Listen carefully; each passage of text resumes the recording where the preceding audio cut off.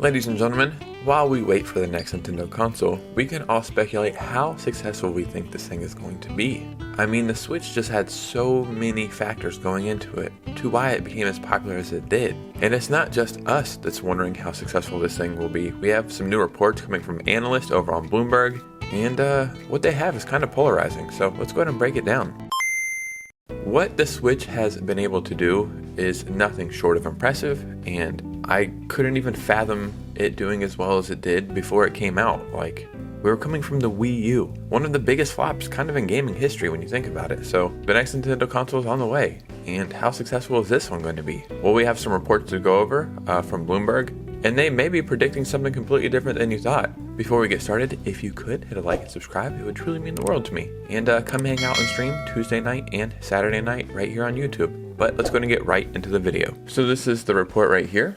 Analysts don't expect Switch successor to be as big a hit as the Switch. A new report from Bloomberg has gathered comments from various analysts around the world, and they all seem to agree on one thing. The Switch successor is going to fail to meet the same reach that the current Switch has achieved. Again, this is based on speculation and predictions on what the new platform will offer, so take their comments with a grain of salt. Take everything with a grain of salt. And I'm just going to read these off and then we'll collect our thoughts. The first one says, in our 5-year earning estimates, we do not see profits during the next generation hardware cycle surpassing peak profits of the Nintendo Switch cycle. This could change if the hardware turns out to be new concept hardware rather than a successor along the same lines as a Nintendo Switch. And that was from Manami Manakata, an analyst at Goldman Sachs Group Incorporated. The next one says, we do not think the new console will be successful as a Switch and see potential profit taking after the announcement. And I can't even read their name or where the hell they're from. We have to remember there was a couple things going for the Switch. One, it was an entirely new thing. The first time I seen a commercial for the Switch, I was so freaking excited. I kept telling people all around me who would listen,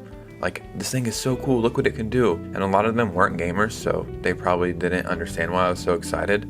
But I seen the future. I knew that this thing was going to be big, but I never could imagine it would be as big as it was. The second thing was, some of the best games ever came out for this thing. Super Mario Odyssey was a new Mario. Breath of the Wild was a new Zelda. Like, just those two games alone made you want to buy the console. They were the definition of system sellers. Another thing is the Switch was the perfect console, I feel like, to have during the pandemic. Everything just felt dark and gloomy and kind of morbid. And the Switch was just a very comfortable console. It brought me a lot of warmth and peace. And during COVID, everybody was stuck at home. Animal Crossing came out, and this game allowed you to kind of live out your world in a game. Like, well, I can't leave my house, but I can design this little town, and I can go and live out an existence in this game. And it was like all the dominoes just fell into place for Nintendo at that time. Animal Crossing alone, I don't know how many copies it sold. I know it's like probably 20, 30, 40 million, something crazy. I bet people bought a Switch just to play Animal Crossing. From Christmas 2019 to Christmas like 2021, I couldn't imagine what the sales were like for Nintendo. I bet it was like a straight up spike. There was just so many factors that went into why the Switch was successful. Then we had the Oled as well, and that just took it to the next level. Like, I know it may not seem like a big leap to you guys, but if you go from the very first Switch to the Switch OLED, it's hard to go back to the Switch. I freaking love my Switch OLED. I love the screen. There's reports that the Switch 2 will have an LCD. That doesn't make me too happy, but anyway, the Switch OLED, it's a big leap. It just felt like Nintendo had this perfect trajectory of just going up one pace at a time and like perfect rhythm. Like, it never dropped down. It felt like it was like from the time it started, it just continued to climb and climb and climb and climb. And it felt like the sales were never, ever, ever slowing down, which was freaking crazy. There are reports that the next Nintendo console is going to be an evolution, if you will.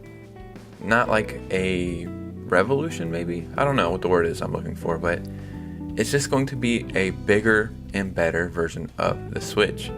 So it's not going to be a new gimmick or a new concept. Me, myself, this is actually exactly what I want. It's not going to be something groundbreaking where you're like, oh my god, what the hell is this? I gotta have this. It's like, oh, this is familiar to me.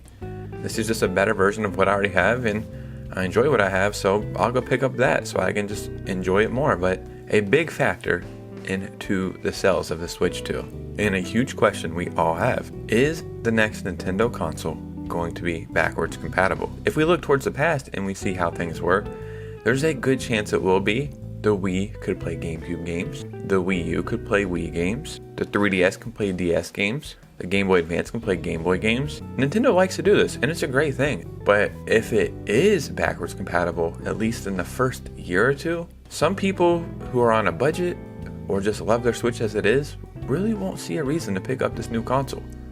They'll just say, okay, it has a bigger screen a little bit, and maybe the console's more powerful, but especially if it has an LCD screen, like, why would I go to that from my Switch OLED if I can play all the same games? And the thing is, it's like, yeah, I kind of agree with him. Why would they go to that? So that will hurt the sales of this next Nintendo console.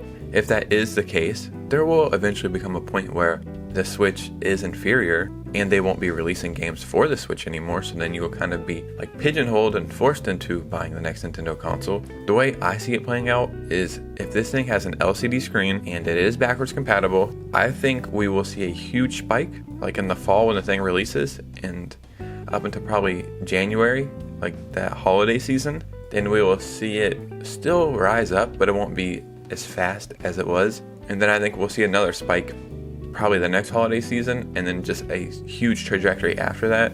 Eventually, whenever they're just making games only for this next Nintendo console, that's when I feel like it'll really take off. But I don't ever see anything ever becoming as popular as the Switch ever again. There was just too many factors that went into why it did as good as it did. Some of them were horrible reasons like the pandemic, but everything just played a part into the Switch becoming so successful. It really was a cultural shift, a huge event, almost like a status symbol.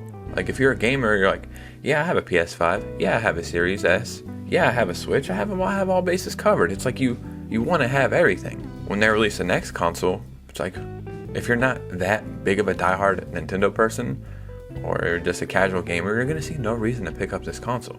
Like, oh, it's just another Switch, it's just a little bigger screen or something? Yeah, I'm good, I already have one. So the marketing in this thing is really going to play a huge freaking part in how well it does. We need huge games for it. They have to say like, yeah, you can play Call of Duty on this thing, GTA 5, maybe Red Dead 2, new Mario games, new Zelda games. We need to see some stuff like that, like some real system sellers, some real reason to upgrade. People like us, we're going to buy it. We want this thing. We love Nintendo. Like, we're all in. But Nintendo is really going to have to capture the casual gamer this generation. I don't want to keep repeating myself, but the pandemic probably equated for like a quarter of all Switch sales during that time. People had nothing else to do. I just don't think I ever see another console in the history of gaming ever getting close to what the Switch has been able to do, at least in modern times. Ladies and gentlemen, what do you think about all this? Do you think the Switch 2 will be successful? Do you think it can pass what the Switch has done?